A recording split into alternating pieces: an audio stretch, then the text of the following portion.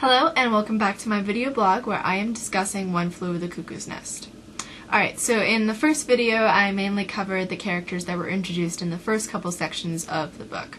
But in this one I'm going to be taking a much larger chunk and it's going to take me a little over halfway through the first part of the book. In this video I will be discussing some themes and symbols that I'm beginning to see appear, as well as interactions between the characters that reveal things about themselves and about life in the ward. On the outside, the asylum seems like a perfect safe haven. It's efficient, it's orderly, it's clean. They even have a plaque hanging up saying what a good job they're doing. During one group meeting, the doctor explains that they have a democratic system on the ward, saying that the patients will be able to have a say in what goes on. Nurse Ratched is supposedly the perfect mother figure for these men, and she takes care of them, being so intoxicated by the sweet milk of human kindness. However, despite its picture-perfect appearance, this ward is anything but a safe haven for these men. The established order that is so obvious when visitors walk in is usually achieved by fear tactics, one being electroshock therapy, or the shock shop as the patients call it. Something really interesting about the shock shop is that the table that the patients are placed on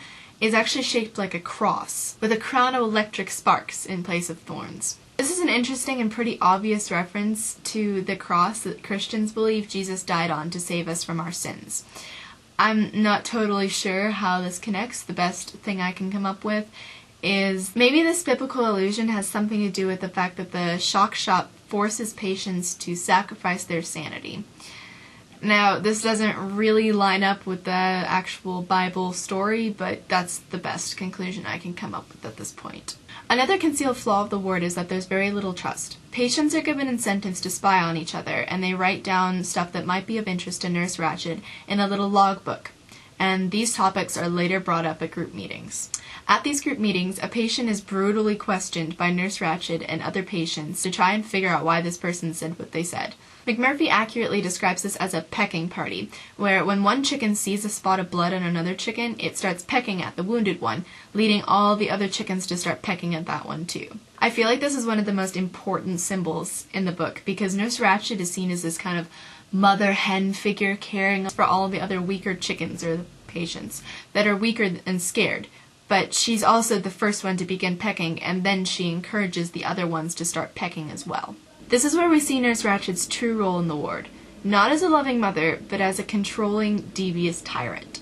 Harding, an academic patient of the ward, fell victim to a pecking party instigated by the big nurse, and afterwards left it completely broken. But the moment that McMurphy says that Nurse Ratched was the reason for his misery, he goes into this wild rant about how benevolent and caring she is, saying she does everything out of the kindness of her heart, and it's all done to help the patients. However, when he finishes straining to explain her charity, he breaks down and whispers, "Oh, the bitch, the bitch, the bitch." This monologue confused me a lot because it went straight from utter adoration of the woman to total hatred. After I thought about it for a little bit, I concluded that she has forced them to think of her as this compassionate heavenly figure, that they've actually started to kind of believe it. They defend her like this, at least. But deep down, they know who she really is. She's a tyrant who wants every speck under her control and forces people to feel inferior through implication.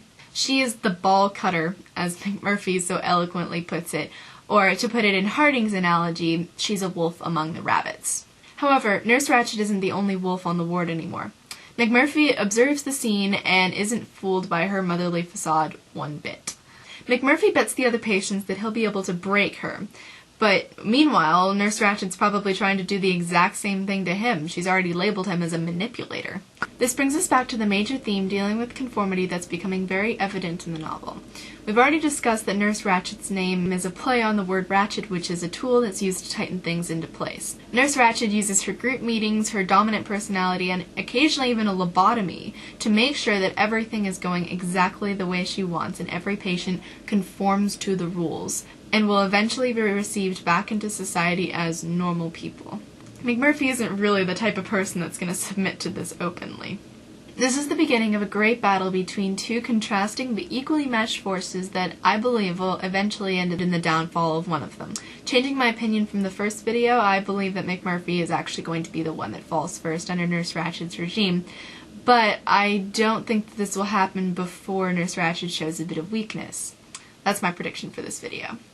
So, two wolves are fighting for an alpha position, and it's bound to get ugly. Thank you for watching this video, and I'll see you at the end of part 1.